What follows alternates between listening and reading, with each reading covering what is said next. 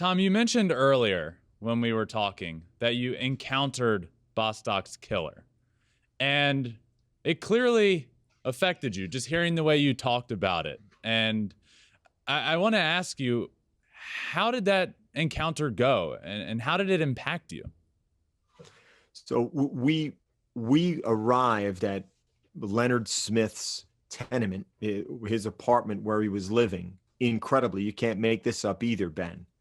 6 blocks away from the intersection where he killed Lyman in Gary, Indiana. That's where he lived. 6 blocks away from the murder scene. And 30 years later, that's where we found him. He was pulling up, coming back from picking up groceries. I was wearing a microphone. Our cameraman, Joe Jans, was across the street. So we didn't want to ambush him with a lens right in his face. I encounter him as he gets out of the car, and we play portions of that encounter in the later episodes. And I sort of go through, we allow people to hear and make their own judgment. But the question that comes back time and time again for me, Ben, it's clear Leonard wants nothing to do with me. I mean, that's clear. But what value is there, Ben, if you can cast yourself in my spot now doing what you do? Even if you don't get the answer, what value is there in knowing you asked the question? Whether it's to serve the audience, whether it's to act as proxy for the family, or whether it's just for your own curiosity.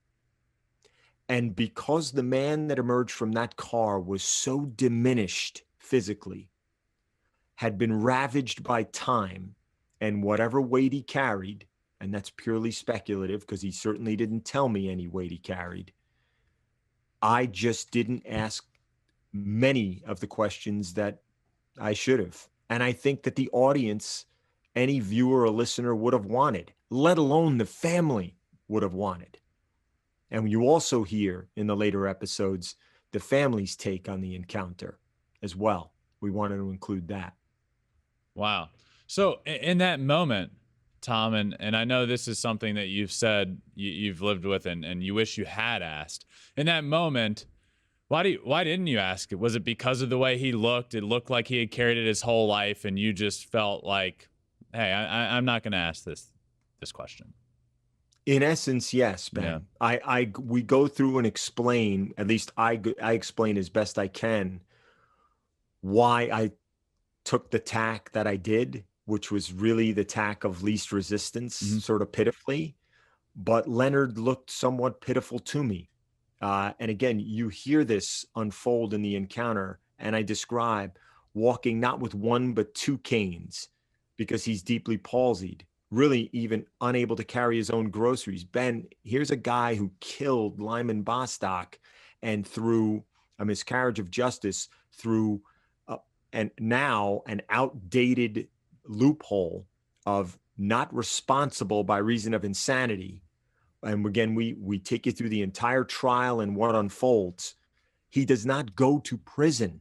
He goes to a state mental hospital where, of course, he is deemed sane a short time later. To not go to jail then, Ben, to go free.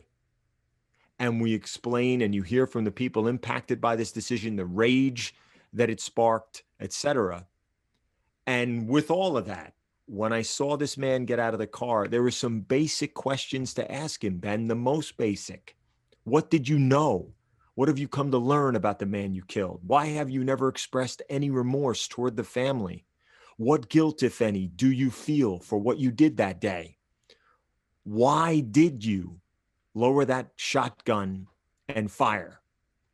I mean, those are fundamental questions. That's how many of those I asked. Thanks for watching. If you love Flippin Bats, swinging 3-0, or just talking ball, join us. Call us at 213-537-9339 with your questions. We have a weekly guest, and we have a lot of fun, so hit that subscribe button.